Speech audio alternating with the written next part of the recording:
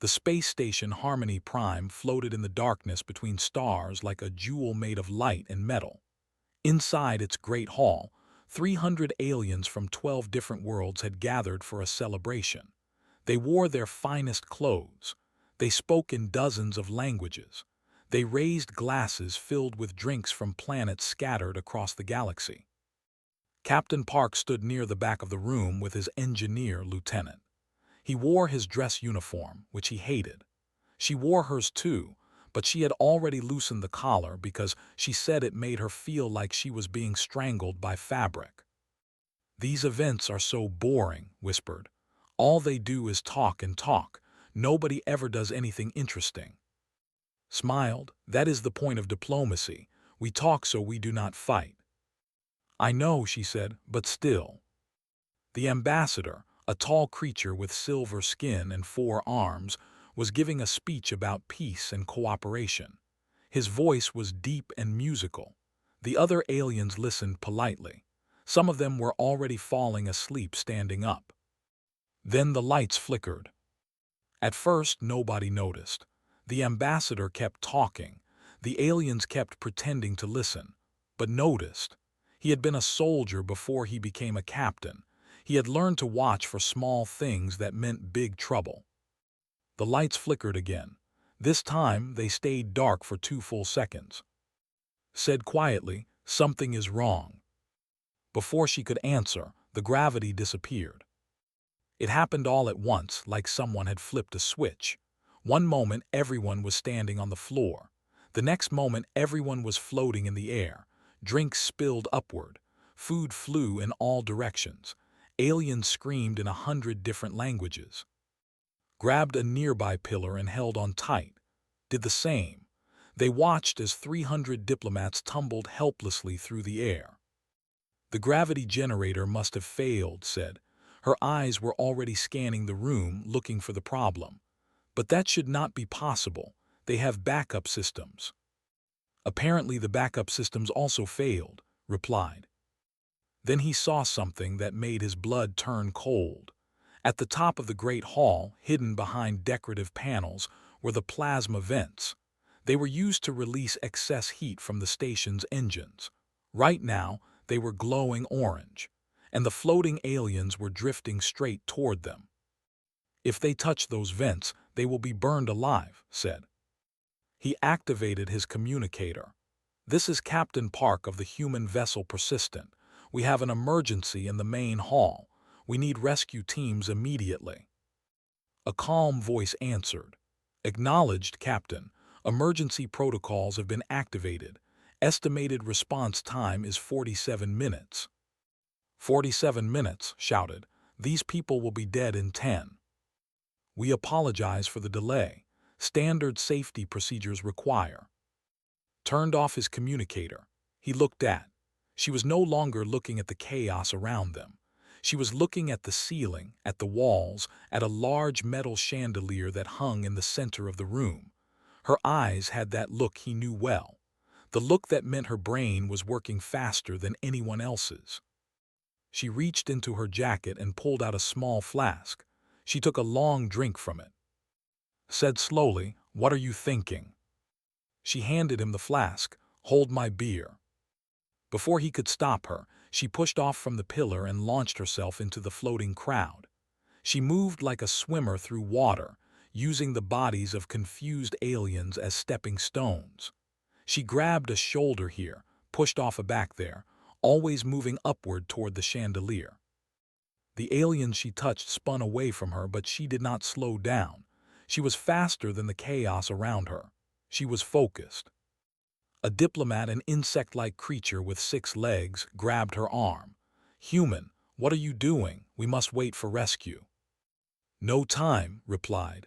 She pulled her arm free and kept climbing. Watched her reach the chandelier. It was made of some kind of crystal, probably worth more than his entire ship. Did not care. She pulled her communicator from her belt and began taking it apart with her bare hands. "She is destroying council property," said a voice beside. He turned to see Overseer, the elderly head of station security, floating nearby. The old alien's face was pale with fear. She will be arrested for this. If she saves everyone's lives, I think you can forgive her, replied. Up above had finished whatever she was building.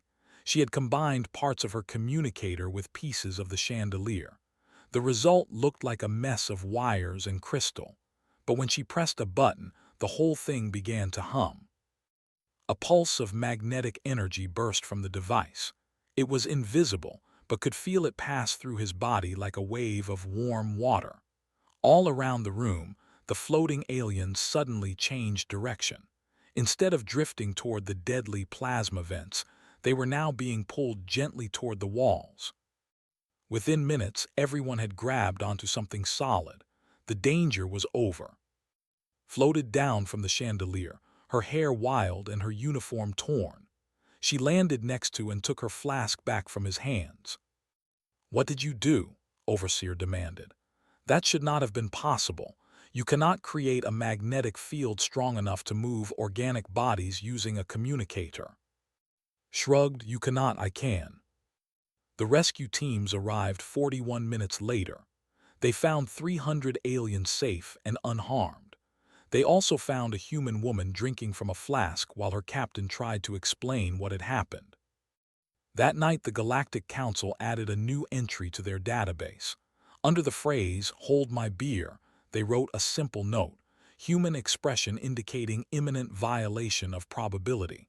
Recommended response, observe and document. It was the first entry. It would not be the last. The asteroid called VII was not a beautiful place. It was gray and dusty and cold. But deep inside its rock were metals and minerals worth more than entire planets. That was why they had built their mining colony there.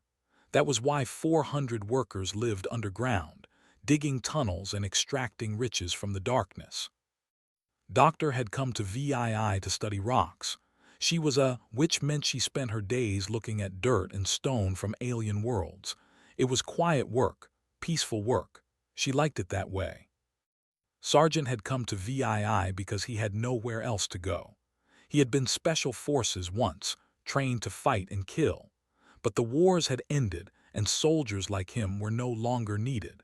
So he became a security officer on a mining asteroid, watching over workers who never caused trouble. They had met 3 weeks ago in the cafeteria, had been eating alone, reading a book about volcanic formations, had sat down across from her without asking permission. "You are the rock scientist," he had said. She had corrected him. "Same thing," he had smiled. "I am the soldier with nothing to do, want to be friends." She had not wanted to be friends, but was persistent.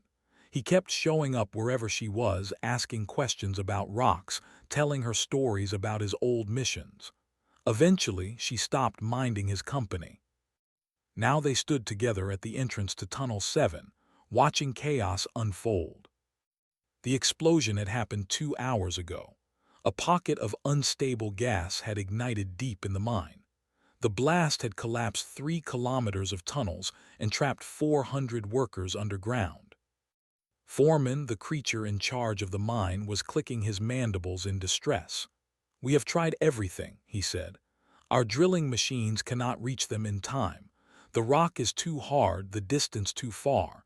Our people will die." Looked at the geological surveys on her tablet. They were right.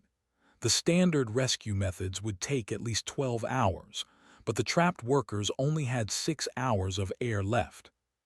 "What about going around?" asked. "Is there another path?" "No," answered.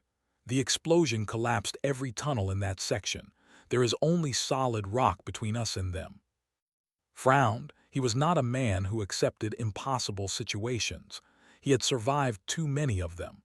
"Show me the explosives inventory." His compound eyes blinked in confusion. "Explosives? We cannot use explosives. The tunnels are already unstable. More explosions would cause more collapses. We would kill the very people we are trying to save." Maybe said, maybe not. Understood what he was thinking. It was insane. It was probably impossible, but it was also their only chance. She pulled up the geological surveys on a larger screen. "Look at this," she said, pointing to layers of different colored rock. "The asteroid is not solid. It has layers like an onion. Some layers are hard, some are soft.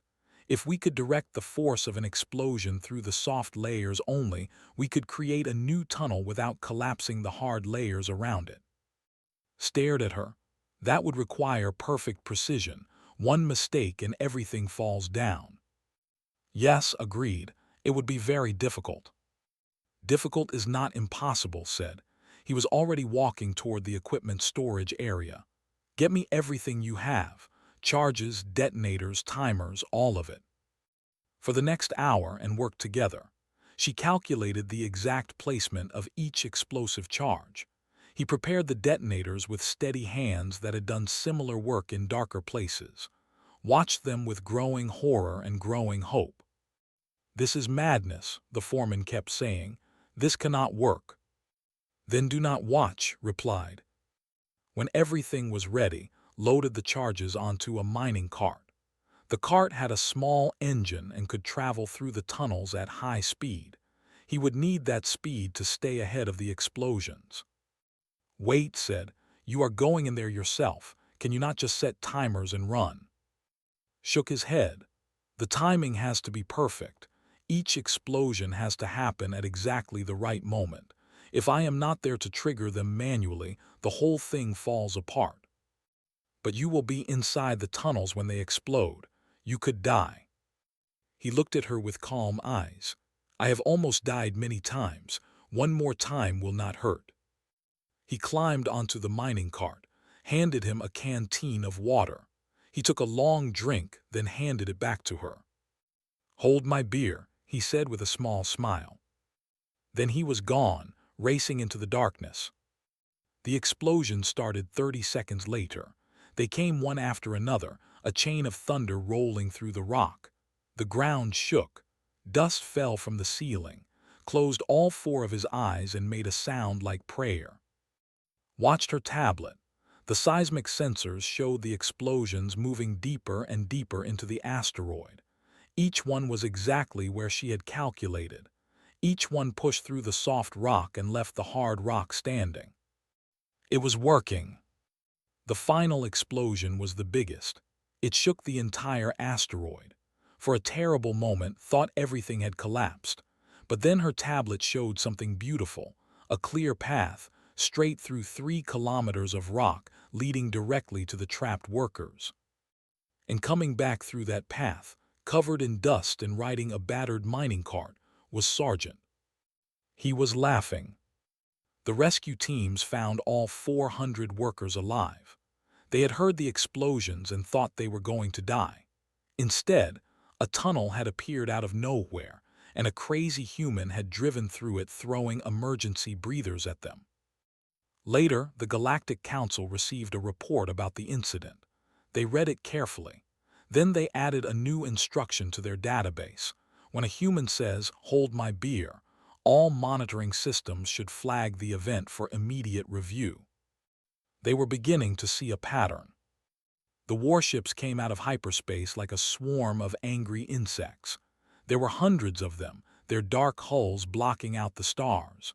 They had come to take Nexus Point, the most important place in the galaxy.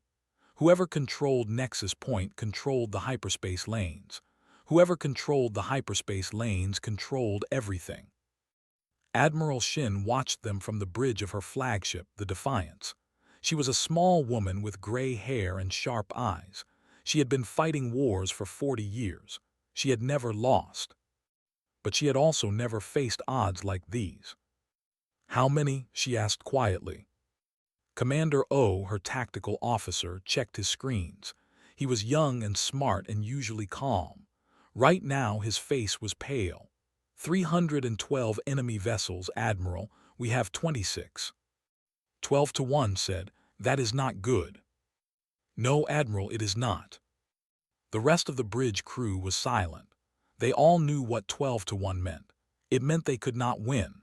It meant the standard military answer was to retreat, to save their ships and fight another day. But if they retreated, they would take Nexus Point. And if they took Nexus Point, the war was over before it started. looked at the tactical display. The enemy fleet was forming a standard attack pattern, spreading out to surround her small force. Behind them was an asteroid field, a mess of floating rocks left over from some ancient collision.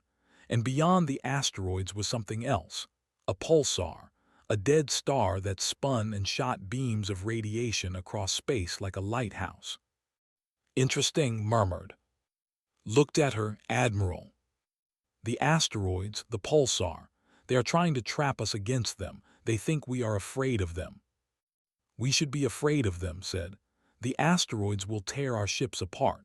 The pulsar radiation will fry our electronics. They are death traps. Smiled, it was not a nice smile. For most people, yes, but we are not most people. She turned to face her crew. They were scared. She could see it in their eyes, but they trusted her. They had followed her into impossible situations before, and she had always brought them home. Here is what we are going to do, she said. We are going to fly into that asteroid field. The crew stared at her. Then, she continued, we are going to use our engines to push the asteroids. We are going to aim them at the enemy fleet. And we are going to use the pulsar's radiation bursts to time our attack perfectly. His mouth fell open. Admiral, that is. Insane, offered. Yes, but it will work. How can you be sure? Reached into her jacket and pulled out a small bottle. She took a drink from it and handed it to. Hold my beer, she said, and watch. The human fleet moved.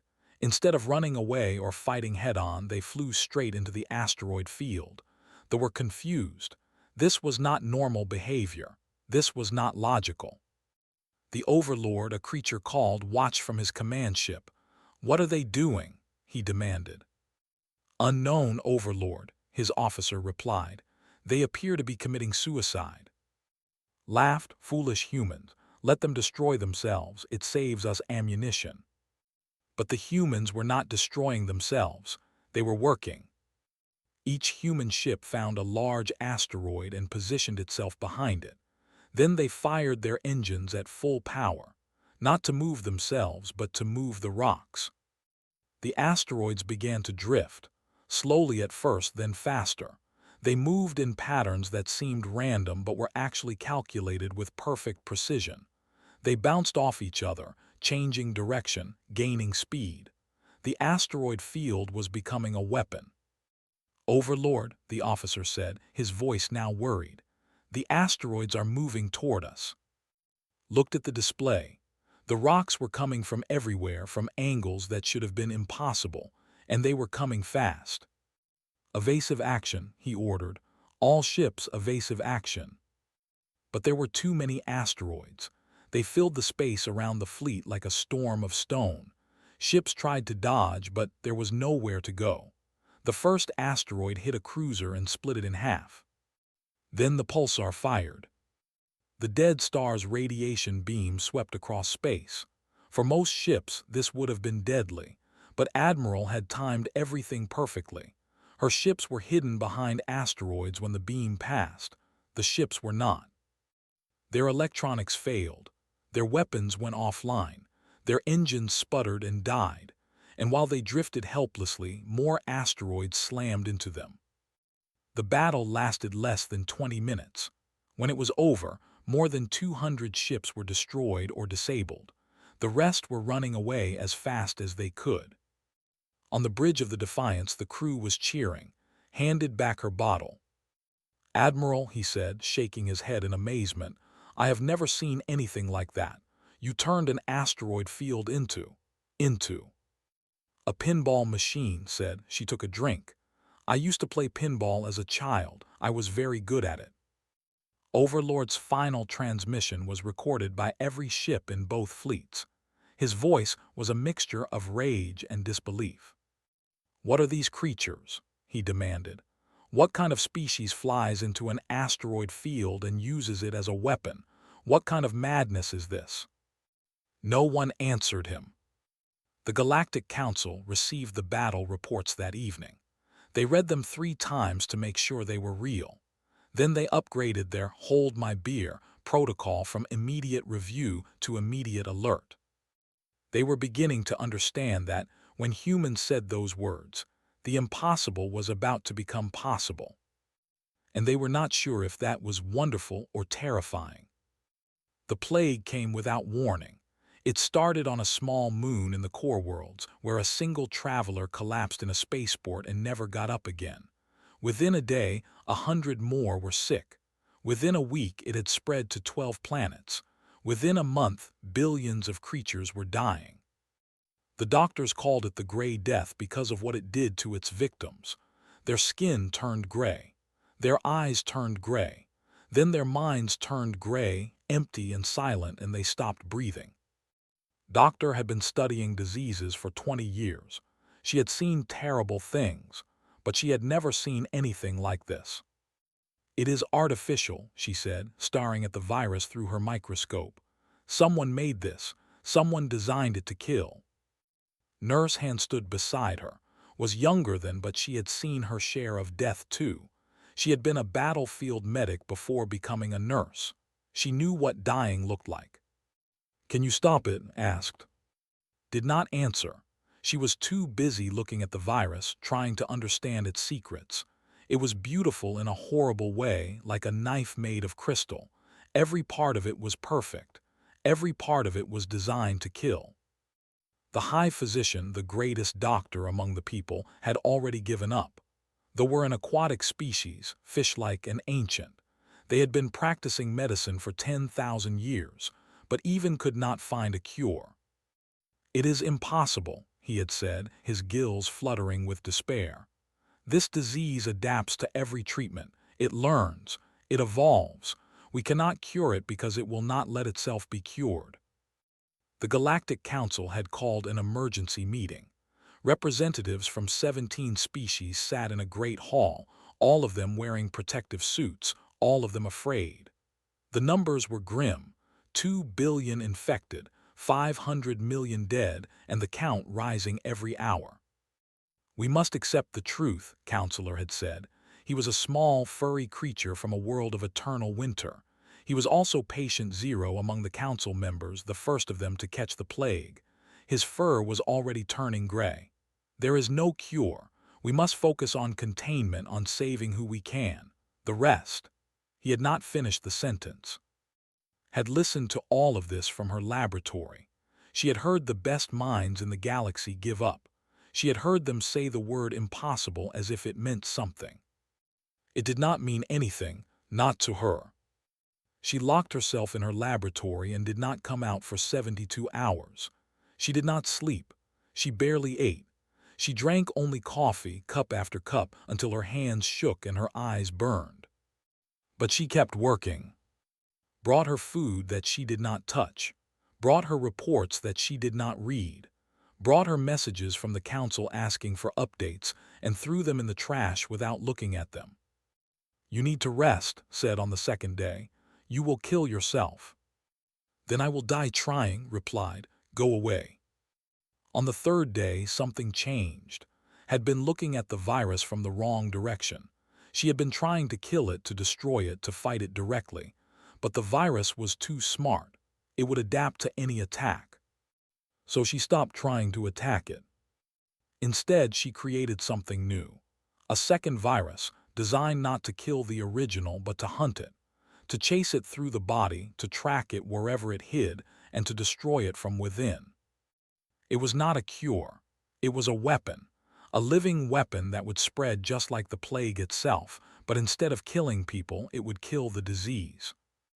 The best doctors in the galaxy would have called this crazy. They would have said you cannot fight a disease with another disease. They would have said it was too dangerous, too unpredictable, too wild. Did not care what they would have said. When she finally emerged from her laboratory, she looked like a ghost. Her hair was tangled. Her clothes were stained. Her eyes were red and wild. But in her hand she held a small syringe filled with blue liquid. "I need a volunteer," she announced. The medical staff stared at her. High Physician swam closer in his water tank. "What is in that syringe?" he asked. The cure said, "Maybe, probably, I think." You think, it has not been tested. I do not have time for testing. People are dying while we stand here talking. She looked around the room. I need someone to be the first, someone brave enough to take a chance. Stepped forward, I will do it. No, said, you do not understand the risks, if this does not work. Then I die, said simply. But if it does work, billions live. That seems like a good trade to me. She rolled up her sleeve, looked at her for a long moment. Then she reached into her pocket and pulled out a small bottle. She took a drink and handed it to. Hold my beer, she said. The injection took only a second. The waiting took much longer. For the first hour, nothing happened. Sat in a hospital bed, connected to machines that monitored every part of her body. Watched the screens, looking for signs that her creation was working. Then's temperature began to rise. Her heart rate increased. She started to sweat. The machines beeped warnings and the medical staff moved to help her. Wait, said, this is supposed to happen. The countervirus is fighting the plague inside her body. This is the battle. They watched, they waited, they held their breath. After 6 hours, temperature returned to normal. Her heart rate stabilized, and when took a blood sample and looked at it under her microscope, she started to cry. The plague was gone, every trace of it destroyed, and in its place was the countervirus, peaceful now, waiting for more enemies to fight. Within a week, the counterplague had spread to every infected world. Within a month, the Gray Death was a memory. 2 billion people had been infected. Thanks to Doctor and Nurse Han, almost all of them survived. The galaxy had been saved by a woman who refused to accept the impossible and another woman who was brave enough to be first. The Council sent a message of gratitude. She did not respond. She was too busy sleeping for the first time in weeks. But they also added another note to their files. When humans say, hold my beer, do not try to stop them. Just get out of their way. The Great Hall of the Galactic Council was the largest room ever built by intelligent beings. It could hold 10,000 creatures from 1,000 different worlds. Its ceiling was made of transparent crystal, showing the endless stars above. Its walls were carved with the history of civilization itself. Today it was full. Representatives from 847 species had gathered for a special announcement. They sat in rows that curved around a central stage, their bodies of every shape and size and color. Some breathed air, some breathed water, some did not breathe at all, but all of them were watching the same thing, a single podium where Overseer stood, looking older and more tired than he had 5 years ago. Had been studying humans since the incident on Harmony Prime. He had watched lieutenants save 300 diplomats with a broken communicator. He had read reports about Sergeant riding explosions through solid rock. He had seen footage of Admiral Shin turning asteroids into weapons. He had studied the medical records of Doctor's impossible cure. 5 years of research, 5 years of trying to understand, and now he was ready to share what he had learned. Distinguished members of the council, began, his voice amplified to fill the enormous hall. We have gathered today to discuss the human species. In the 47 years since humanity joined our union, they have become difficult to ignore. A murmur of agreement rippled through the audience. Every species present had their own stories about humans, stories that sounded like lies until you checked the records and found out they were true. I have spent 5 years studying human behavior, continued. I have analyzed their biology, their psychology, their history. I have tried to find what makes them different from us, and I have reached a conclusion. He paused, looking out at the thousands of faces watching him. Humans are not stronger than us. Many species here are physically superior to them. Humans are not smarter than us. Their brains are average in size and processing power. Humans do not have better technology. They joined our union as beginners, and their science is still catching up to ours. The audience was confused now. If humans were not stronger, smarter, or more advanced, then what made them special? What made them dangerous? Took a deep breath. What humans have is something we cannot measure, something we do not understand. It is the complete inability to accept that something is impossible. He pressed a button and images appeared above him, climbing through floating bodies, laughing as he rode through explosions. Shin smiling as asteroids destroyed enemy fleets, working for 72 hours without sleep. When we face a problem we cannot solve, we accept it, said. We study it, we record it, and we move on. But humans do not accept. They refuse. They look at the impossible and they say, let me try anyway. He showed more images. A human engineer fixing a broken engine with kitchen tools. A human pilot flying through a storm that should have torn her ship apart. A human child building a working robot from garbage. And most remarkably, added, they seem to perform these impossible acts more often when they speak certain words. Words we have now learned to recognize and fear. The hall went silent. Everyone knew what words he meant. Hold my beer, said, and 847 species shuddered. We do not know why these words trigger such behavior. Human scientists believe it activates some ancient part of their brain, something left over from their evolution as predators on a dangerous world. But whatever the cause, the effect is clear. When a human says, hold my beer, something impossible is about to happen. He pressed another button. The images disappeared, replaced by a single document, Protocol Omega Human. After much discussion, the Council has decided to formalize our response to this phenomenon. From this day forward, when any human speaks the phrase, hold my beer, or any equivalent expression in any language, all galactic threat assessment systems will automatically elevate to maximum alert. A gasp went through the audience. Maximum alert was reserved for extinction-level events, planet-killing asteroids, supernova explosions, dimensional rifts that could tear reality apart. This is not because humans are a threat to us, clarified quickly. It is because when humans say those words, the situation they are in is about to change in ways we cannot predict. We must be ready for anything.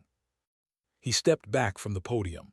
I now invite the human ambassador to respond. Ambassador walked onto the stage. She was a small woman with kind eyes and gray hair pulled back in a simple style. She moved with the careful grace of someone who had spent a lifetime in politics. She looked out at the 847 species watching her. Some were afraid of her, some were curious, some were hostile, but all of them were paying attention.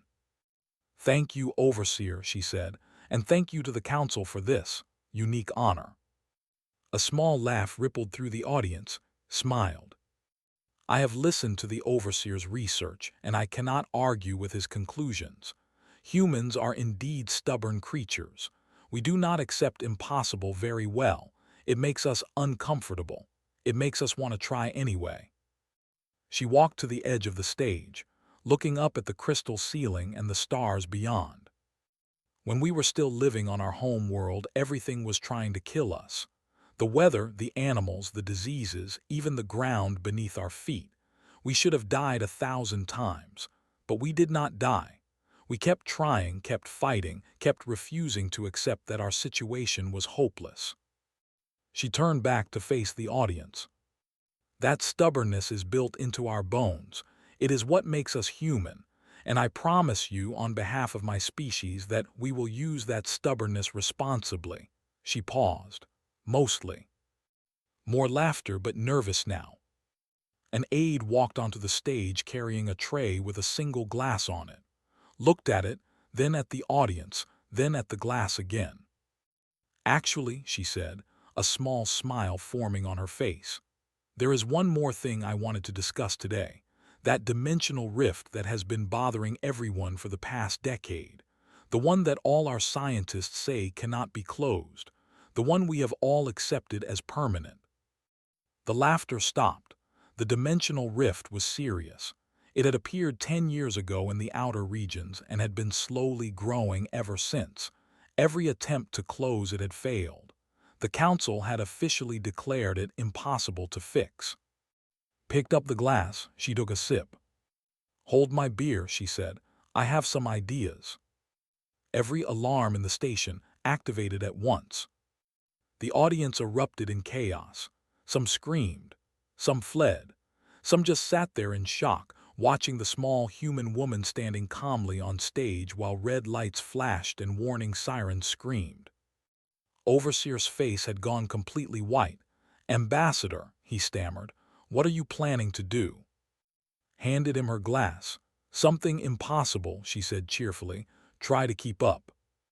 And somewhere in the galactic archives, a new entry was being written. When humans say "hold my beer," do not panic. Panic will not help. Instead, find somewhere safe, observe carefully, and prepare to rewrite everything you thought you knew about what is possible. Because humans are coming, and they do not care about your rules.